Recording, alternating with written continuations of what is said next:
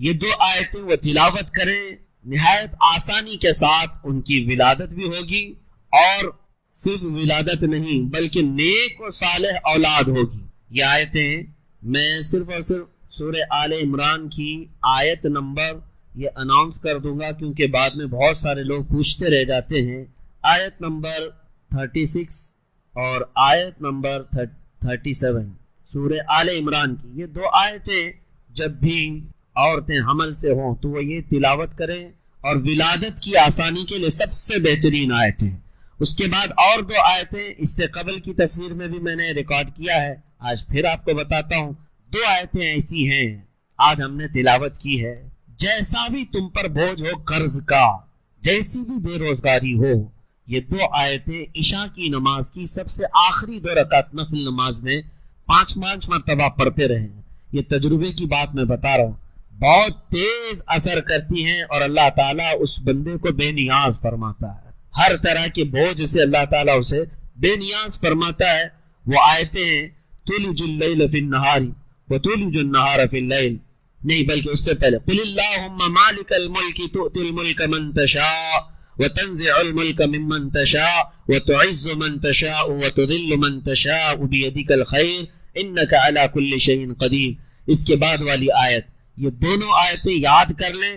اور پھر فرمایا گیا کہ اگر کوئی محکوم ہے، مزدور ہے، ان آیتوں کی تلاوت کرے، اللہ کبھی بھی اس پر کسی کو غلبہ نہیں دے گا، کوئی اس کے اوپر حکومت نہ کر سکے گا۔ اللہ رب العزت کی قدرت غالب ہے، اور جو بندہ اس کی تلاوت کرتا ہے وہ ہمیشہ سرخرو رہے گا، سر بلند رہے گا، اور محکومیت سے محفوظ رہے گا۔ اور ہمیشہ یہ تمنا بھی کرنا چاہیے، میرے آقا صلی اللہ علیہ وسلم دعا بھی کرتے تھے، نعوذ بک من غلبۃ الدین وقہر الرجال، اے اللہ میں تیری پناہ مانگتا ہوں قرض کے بوجھ سے اور لوگوں کی حکومت سے، لوگوں کی محکومی سے۔ مجھے میرے والد گرامی نے یہ دعائیں تلقین بھی کی تھی، اور وہ فرماتے کہ میں نے کعبے کا غلاف پکڑ کر کے دعا کیا تھا کہ اے اللہ زندگی بھر مجھے کبھی کسی کی غلامی میں مت رکھ، اور کبھی بھی لوگوں کی محکومی میں نہ رکھ۔ اسی لیے یہ وراثت میں مجھے بھی ملا ہے۔ میرے والد بھی بڑے عالم دین تھے، اور زیادہ دن تک وہ بھی امامت نہیں کر سکے، 4-5 مسجدوں میں امامت کی ہے چند مہینوں میں۔ اور اس کے بعد بہت سارے آپ کو پتہ ہے عقل سلیم رکھنے والے لوگ حاکم بنتے ہیں امام کے اوپر، اور یہی محکومیت ہمیں پسند نہیں ہے۔ عالم ہے تو اللہ تبارک و تعالیٰ نے مسلح عطا کیا ہے، ہم کبھی یہ نہیں چاہتے کہ آپ کے اوپر حکومت کریں، لیکن ہم یہ بھی نہیں چاہتے کہ کوئی جاہل جو ہے عالم کو ہانکتا رہے، کوئی جاہل عالم کو ہانکتا رہے۔ یہ میں آپ کو بتاؤں، ایک بہت بڑے بزرگ علامہ تقی الدین رحمۃ اللہ تعالی علیہ، ہمارے علاقے کے ایک بہت بڑے پائے کے بزرگ ہیں، ولی ہیں، وہ ایک دارالعلوم کے صدر مدرس بھی تھے، پڑھاتے تھے۔ مدرس میں اور ایک مدرس تھے اور ایک عالم تھے، دونوں میں تکرار ہو گئی، بحث ہو گئی، حضرت تقی الدین رحمۃ اللہ علیہ اور ان کے، اب آپ کہیں گے کلی، ان کے ساتھ پڑھانے والے ایک اور عالم دین تھے، دونوں میں کچھ معاملات انبن ہو گئے۔ تو یہ بات چلنے لگی تو اب فیصلہ کرنے کے لیے کمیٹی والے آئے، 2 مولانا لوگوں کا فیصلہ کرنے کے لیے کمیٹی والے آئے۔ تو جب حضرت تقی الدین رحمۃ اللہ علیہ کو یہ بتایا گیا کہ آپ کا یہ معاملہ صلح کرا دیا جائے گا، یا جس کو کہتے ہیں سیٹ آؤٹ کر دیا جائے گا، تو انہوں نے پوچھا کون آ رہے ہیں؟ کہا کہ صدر صاحب ہیں اور سیکریٹری صاحب ہیں، یہ آ رہے ہیں۔ اسی دن انہوں نے لیٹر اٹھایا اور استعفیٰ لکھ کر کے دیا، کہا جہاں گنگا الٹی بہ رہی ہو، علماء جاہلوں کا فیصلہ کرنے کی بجائے جاہل اگر علماء کا فیصلہ کرنے لگے تو اس جگہ رہنا ہی مناسب نہیں۔ اس کے بعد سے پھر وہ کبھی اس جگہ پر نہیں آئے۔ اور میرے آقا صلی اللہ علیہ وسلم نے فرمایا اذا وسد الامر الى غیر اہلی فانتظر الساعہ، جب دین کے معاملات جاہلوں کے ہاتھ میں جائیں تو انتظار کرو، قیامت بہت قریب آ چکی، بہت قریب آ چکی۔ اسی لیے میرے عزیزوں، ایک مشہور بات ہمارے سامنے آئی تھی، مسجد کی امامت کے لیے امام آتے رہتے، ممبئی میں تو بہت چلتا ہے، ٹیسٹ دینے کے لیے آتے ہیں، پہلے جمعہ پڑھائیں گے، پھر مغرب عشاء پڑھائیں گے، دیکھیں گے ان کی قرات کیسی ہے، تقریر کیسی ہے، اور ٹیسٹ کون لے رہا ہوتا ہے؟ جاہل لوگ دیتے ہیں۔ ایک امام صاحب مسجد کی امامت کے لیے آئے، اپلائی کیے، جمعہ پڑھایا انہوں نے، اس کے بعد بیٹھے کمیٹی والے لوگ ٹیسٹ لینے کے لیے کہ حضرت ہم تھوڑا بہت آپ سے پوچھیں گے، اس کے بعد امامت پہ رکھیں گے۔ کہا ٹھیک ہے پوچھیے۔ تو صدر صاحب نے پوچھا قیامت کی نشانیاں کیا ہیں؟ مولانا آپ بتائیے۔ انہوں نے کہا سب سے بڑی نشانی تو آپ ہی ہیں، قیامت کی پہلی نشانی یہ ہے کہ جاہل جو ہے علماء کا ٹیسٹ لینے لگ جائے۔ اس کے بعد وہ وہاں سے نکل گئے۔ بہرحال بات طویل نہ ہو جائے، یہ دو آیتیں یاد رکھیں۔ اللہ تبارک و تعالی ہمیشہ محکومی سے محفوظ رکھے، رزق ایسا دے کہ اللہ تعالیٰ بے نیاز کر کے رزق عطا کرے، لوگوں کی محتاجی سے ہمیشہ محفوظ رکھے، اس کی دعا بھی کرتے رہو اور کوشش بھی کرتے رہو۔ اور پھر میں نے دوسری چیز کیا بتائی آپ کو، یہ سورہ عمران، آل عمران میں عمران کون ہے اور آل عمران کون ہے یہ بتایا۔ سیکنڈ نمبر پر میں نے کہا آیت مباہلہ، ایک آیت اس میں ہے عیسائیوں کا اور حضور پاک صلی اللہ تعالی علیہ وسلم کا ایک بار اس بات پر مباحثہ ہوا کہ کون حق پر ہے۔ عیسائی کہتے تھے کہ ہم حق پر ہیں، نبی پاک صلی اللہ تعالی علیہ وسلم کو اللہ نے فرمایا اے محبوب آپ ان سے کہہ دیں اگر تم حق پر ہو نا فَقُلْ تَعَالَوْا نَدْعُوا أَبْنَاءَنَا وَأَبْنَاءَكُمْ وَنِسَاءَنَا وَنِسَاءَكُمْ وَأَنفُسَنَا وَأَنفُسَكُمْ، آؤ میں اپنے بیٹے بیٹیاں لے کر آتا ہوں، میں اپنی عورتیں لے کر کے آؤں گا، میں خود بھی آؤں گا، تم اپنے بیٹے بیٹیاں لے آؤ، تم اپنی عورتیں لے آؤ اور تم خود بھی آؤ، اور بیٹھیں گے ایک میدان میں۔ یہی مباہلہ ہے، ایک مناظرہ ہے، ڈیبیٹ کرنا، یعنی میں ایک دلیل دوں گا آپ ایک دلیل دیں گے، مناظرہ ہے۔ اور ایک ہے مباہلہ، اس میں بات چیت نہیں ہے، اس میں بیٹھے رہیں گے میدان میں اور دونوں دعا کریں گے، دونوں دعا کریں گے کہ اللہ جو جھوٹا ہے اس کا چہرہ کالا کر دے، یا کوئی نشانی، جیسے بہت سارے ہمارے بزرگوں نے مباہلے میں الگ الگ چیزیں اختیار کی۔ میں پہلے کہ حضور کا مباہلہ بتاتا ہوں۔ حضور پاک صلی اللہ علیہ وسلم نے عیسائیوں سے کہا آ جاؤ تم بھی آؤ میدان میں، میں بھی آتا ہوں، اور ہم اپنے اپنے رب کو پکاریں گے، جس کا دین سچا ہوگا وہ حق اس کا ظاہر ہو جائے گا۔ عیسائی مان گئے، کہا کہ ٹھیک ہے، نجران ایک جگہ ہے وہاں کے عیسائی تھے۔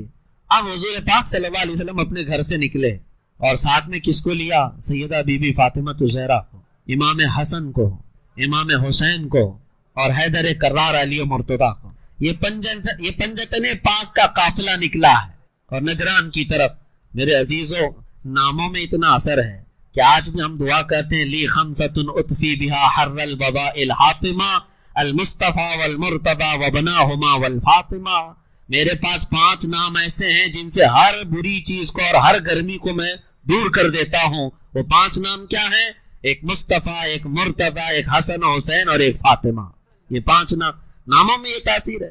یہ پنجتن پاک کا قافلہ نکلا نجران کی طرف اور حضور پہنچ گئے۔ اہل حق ہمیشہ پہنچتے ہیں۔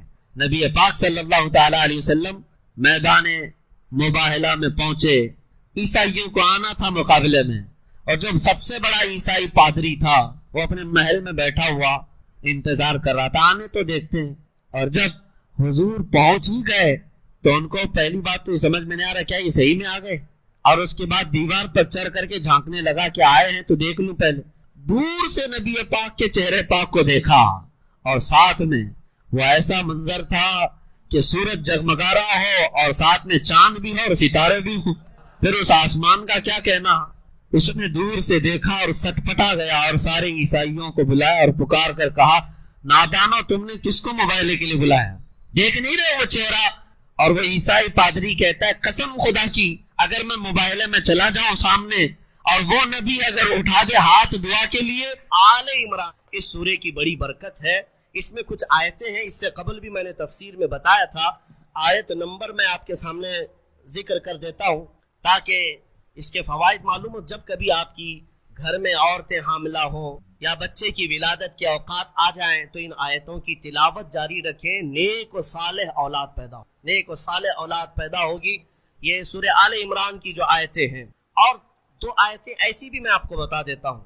مفسر شہیر حکیم الامت نے فرمایا اگر کوئی قرض کے بوجھ سے پریشان ہے اور تنگ دستی کا شکار ہے، مال میں کمی، اسباب میں کمی، روزگار نہیں، یا اس پر بوجھ ہے مال کا، تو اس کے لیے فرمایا 2 آیتیں، یا پھر کسی حاکم سے ڈر لگتا ہے، حاکم سے ڈر لگتا ہے اور کسی کے پکڑنے کا خوف لگتا ہے لیکن تم صاف ہو، یہ 2 آیتیں اگر عشاء کی نماز کی آخری 2 رکعت نفل میں 5 مرتبہ پڑھو گے تو اللہ ساری محتاجی دور فرمائے۔ یہ میرے تجربے کی بات بتا، الحمدللہ میرا اس پر عمل بھی ہے، ورد بھی ہے، اور ان آیتوں کی برکت سے ہم نے دیکھا کہ بڑے بڑے ظالموں سے کبھی خوف نہیں محسوس ہوتا۔ اللہ تعالیٰ نے دل کو مضبوط رکھا ہے، دل کو مضبوط رکھا ہے، یہ آیتوں کی برکت ہے۔